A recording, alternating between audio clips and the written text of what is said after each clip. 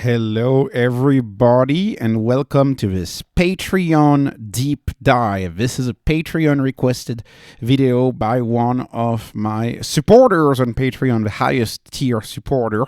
And we can thank that supporter because I am covering insurance companies today. And as you know, I've never covered insurance on the channel because this is a sector that I don't invest in. But I'm thankful to the Patreon member because it makes me discover a sector and the valuation of a sector, and you'll see that the valuation is actually not bad. I was pleasantly surprised when I was computing my valuation numbers for Root, especially when you consider the fact that Root has been up so much. In fact, Root has been up almost 500% for the past 1 year, almost 400 to 500% depending on when you look at. So this is a stock that has 5x over the past 12 months. So clearly this stock is getting steam, and you'll be pleased to see that it's actually not that expensive of a stock. So let's talk about Root. Root, what do? They provide profitable personal lines. And what do they refer to that? They refer mostly to car insurance. They almost exclusively do car insurance. They have a tiny business of renters insurance, but they intend to be the largest and the most profitable personal lines insurance provider in the United States, and understand mostly car insurance. And they pretend to achieve this thanks to data science and to technology. You'll see that they are a very lean company, very few employees, millions of revenue per employee, a highly productive firm. They have an app, and the way it works is you download the app and you keep the app in your pocket and you drive and you go about your day and you drive for a few weeks, and then based on your driving you can save on your rate. They track your driving style and they lower your rate based on your driving habits. And this is a company that is growing. They're expanding throughout the United States. They're in 35 states right now. You can see a lot of the Northeast is not included, but they're essentially in all of southern states, all of the western states. They're essentially there, but they're not in the Northeast. So right now, only 35 states. Let me go and tell you some of their key points. Partnership channel, that's when they sell, for example, through Carvana. I'll get to Carvana in a second. That's up 115%. They've been able to get a lot of new business through embedded insurance quotes.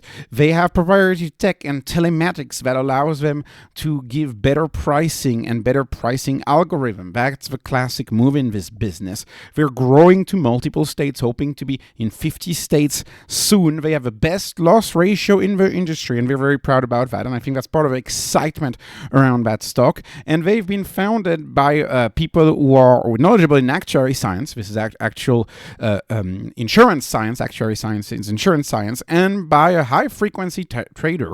So interesting management team here. They are obviously going after giants in the insurance space, such as Progressive, such as Geico, companies that are bloated, that have too many employees, that are not lean, and they are undercutting them by being the lean, tech-driven provider. And I have little doubt that there is a lot of room in the market for companies like this. They pretend to be the number one auto Insurtech per premium based on the survey that they use. In 2024, they wrote nearly 1.3 billion of gross premiums. They have a huge market size. You can see the market size is 300 billion. So, do they have another 10x in opportunity size? Probably, maybe a little more than that. They've achieved net income, although I don't care about that on this channel, but they've achieved adjusted EBITDA too, so I'll get into adjusted EBITDA. Their policies are up 21% year over year. Now, that's very good for that sector, but for me, for the type of stock I follow, it's meh. It's good, 21% year over year. But for this sector, it's excellent in a way, because this is a highly competitive sector. But for the type of companies that I follow, it's on the lower end. They have a low gross accident ratio, 60%. They collect data, a lot of driving data, which informs their pricing and which informs their model. And they have a quick onboarding process where people can purchase insurance with them in as little as 47 seconds. So a lot of good things going on for this company. There's three trends I want to point out for them. First of all, there is a great need for technology in this business. The business is ripe for disruption. It's been around for more than 100 years. The insurance business is a 100-year-old business. It's seen very little disruption, and actually many of the insurance disruptors are storied. So back in its day, of course, Geico disrupted agents by using the telephone, and then you had Progressive, who was really the first one who disrupted insurance by going online. Well, I guess these new apps, these new companies intend to disrupt by maybe being the first app-based or fully automated-based provider of insurance. And of course, they adjust the pricing based on the telematics. This is something that a lot of insurance do, not just them. The point is, can they do it better than the others? And it seems like they can. Another trend in the field of insurance appears to be how insurance is purchased. And you can see that agents and the use of agents is on the decline, although I am flabbergasted by how uninnovative this industry is. I mean, you almost have nearly still 70% of insurance that is sold either by independent brokers or either by agents or branches. So this is a business that is still mostly sold by local agents and local relationship. And you can see the fastest growing part of the business, of course, is direct, selling direct to the consumer or embedded. And this is where I want to talk about embedded, which is embedded in the point of sale. So as a lot of more people are buying their cars online, thanks to businesses like Carvana, this is the point of sale where they can offer insurance straight at the point of sale. And so it seems that when people go buy a car on Carvana, there you go. You have Carvana insurance branded as Carvana, but it's Root on the back end, Root in the background, powered by Root, and this is what they call embedded insurance. So selling insurance via another company, and this is seeing a lot of success for them. And of course, they have a direct B2C, which is also a better, more profitable way to sell insurance for them because they don't have to pay the commissions to the agents. Again, this is scary to think how legacy this business is, by how much of this still goes through agents, right? And that's because this is an industry that is ripe for disruption. 104 years old. Our top 10 carriers are on average 104 years old. No new player since 1937. Look at this data. Look at the statistics. And of course, and I know this for Tesla and my investment in Tesla, it's all about the data collected. The more you collect data about your driver, the more you can give a compelling price to your driver and give them a lower insurance. And you can see the data that they've been collecting has been exponential. And because of these data, they're able to provide a much better pricing. Let me move on to the business. So they have their flywheel, and their flywheel, of course, to grow is the idea of a flywheel, right? That's the Jim Collins idea, popularized by Amazon. The idea that you need to create an unstoppable flywheel in the business that keeps growing and growing and growing like a snowball, and then you get more and more business. And it all starts with the data. With the data, you get a better risk scoring. With a better risk scoring, you get a better customer segmentation. With better customer segmentation, you can offer better price and better customer value proposition. And of course, this is a market that is almost only won on price. You win an insurance, you win an insurance contract, you win that on price.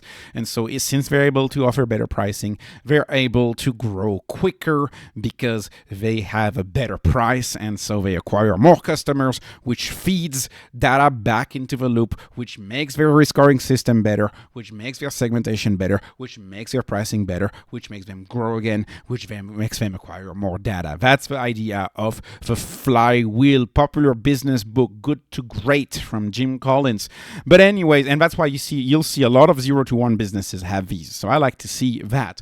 You will see what is Root. So what do they have? Of course, they have telematics, as we mentioned. They're not the only ones, right? Progressive does that. Other companies do that. They have mobile technology. I do believe their stack is superior to a lot of the legacy insurance companies who, frankly have a bulky apps oftentimes. Embedded platform with APIs. This is how they are able to be on the Carvana website. They have an API where they can be on someone else's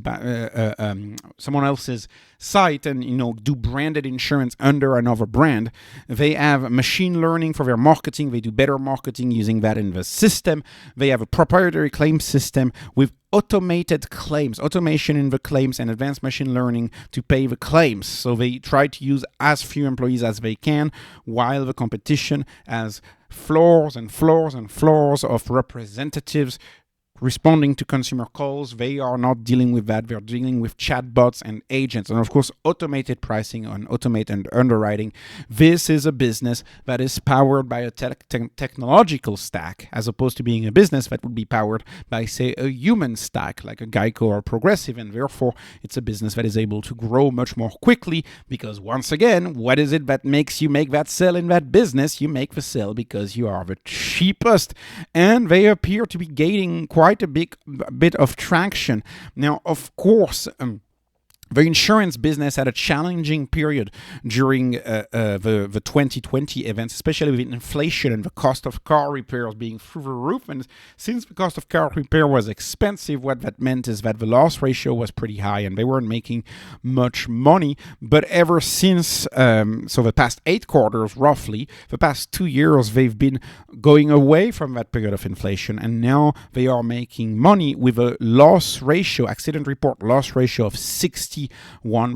So they are taking in way more premium that they are paying out in claims, which is, the core of the insurance business. You want to collect more in premium than in claims, but you also don't want to charge too much in premium, because if you charge too much in premium, your people are going to move away from you and they're going to switch to whoever is cheaper. It's a very price sensitive buyer. And anyways, when I look at the profitability, I am pleased to see that this is the second quarter, maybe even the third quarter on adjusted EBITDA. It's the third quarter on which they are adjusted EBITDA profitable. It seems even like a full year they've been adjusted EBITDA profitable. Net income a little less. I don't follow net income on this channel, but you can bet the market cares a lot about net income, especially in such a legacy industry where people are going to pay attention to these numbers, which is why the stock, in my view, has been bid up so much at 400%. But anyways, we have 43.1 million adjusted EBITDA in Q4, which is a good number. That number is going to allow me to calculate my usual spreadsheet, which is kind of a point of this video now that they reported earnings. So let me tell you how I'm going to do it. Because the gross premium is very, very close. They have some sort of a asset management fee and all of that on the balance, on the income statement. So it's a little messy. So for the sake of simplicity, I'm just going to use the gross premium. And so the gross premium return versus the gross premium earned, I'm going to use the gross premium earned, and because that's very close to the sales. So the gross premium earned for the full year 2024 was $1.23 billion. And we also have the gross profit. The gross profit was $337 million. I made a mistake. I used 331. No, it was 337. I didn't make a mistake. Sorry about that. It was $337 million. So that gives me a gross margin. That gives me a gross margin of 27%. That's going to be useful in my valuation. Okay, so the 27% gross margin is point number one. Point number two is the premium. So the Q4 premium, i.e., the sales, were 331 million were the premiums. 331 million premiums. I didn't copy them again, but you can look at the annual letter. It was 331 million in premium, and they did a Q4 adjusted EBITDA of 43 million. So that means that the EBITDA margin for Q4 is 13%. And I'm going to reuse that EBITDA margin going forward, right? For a full year, I'm going to use the Q4 and I'm going to expand it to the full year. So we have a business that's 27% gross margin, 13% adjusted EBITDA margin. So this is a profitable business. And now the question of the outlook. Now I looked at the call, I looked at everything I could find, and I could not find a clear outlook. All I know is that their sales grew by 18% last year. Their policies in force grew by 21%. And analysts, I don't know what they're thinking. I don't know what they're doing, but analysts are only telling me plus 6% in revenue estimate. So I'm kind of going to dismiss what the analysts say here because of the history of this business and because of how much this stock has risen in price. And I'm going to assume that they will achieve a 20% sales growth for the next 12 months, which takes me now to the valuation. And so when I do the valuation, this is what I get for Root. It's a $120 stock right now after the spike in after hours. The stock is up more than that. It's like 400% or something like that. The enterprise value of this company is $1.44 billion. They have $683 million in cash, $300 million in debt. They're growing at 20%, gross margin 21%, EBITDA margin 13%. So how much am I paying for that growth? Enterprise value over gross profit over revenue growth. I'm paying a 0.22. Hey, that's much cheaper than I thought it would be. That's actually pretty cheap. Not as cheap as a SoFi or a Nubank, but much cheaper than a Robinhood. So for a stock in the fintech space, that's pretty darn impressive. Now, of course, where they are lacking for me is that growth, because I only said they would grow by 20%, grow revenue by 20%. They don't achieve the rule of 40. They are only at 33 on the rule of 40. So because of that, I would stay away. But nonetheless, if you look, they seem to be doing better than Lemonade, because Lemonade, even though Lemonade still has a revenue growth of 35% that analysts are predicting, analysts are saying, oh, the revenue growth is going to go by 35%. That's pretty impressive. But Lemonade is losing money. When I look at adjusted EBITDA for Lemonade, they are at minus 37%.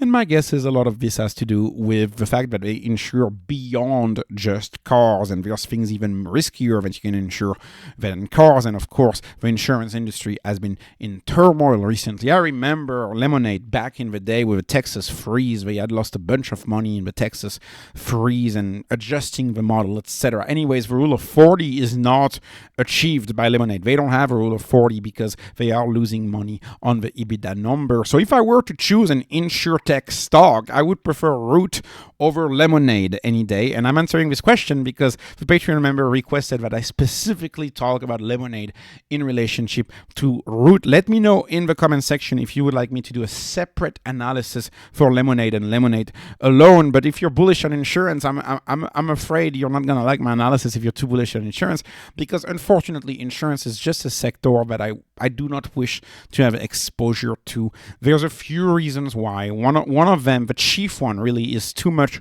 regulations. There's a lot of states that just force you to insure people that are not really profitable, and there's so many rules that insurance companies to follow, so many rules insurance companies have to comply with, follow, and this really gets in the way of profitability. Nothing wrong with that, but not a sector that I want to be invested in. Regulation do not help you be hyper growth. When you have so many regulations to follow, you can't be hyper growth, right? When you look at a company like HIMSS and Teladoc, HIMSS is doing so well. Teladoc, I was looking at the earnings, Teladoc's earnings today didn't do well. The business is dropping. What's the main difference between Teladoc and HIMSS? One of them works with insurance, and because they work with insurance, Teladoc works with insurance. Because of that, they are so slow. They move so slow. The velocity of capital, the velocity of revenue is just not fast enough. This is why I want to try to stay away from too regulated industry. Like, as regulated as I'll ever get is a bank like SoFi, and even that's a stretch. I was never a big fan of the banking license as SoFi because they lost crypto because of that. But anyways, regulation is the main reason.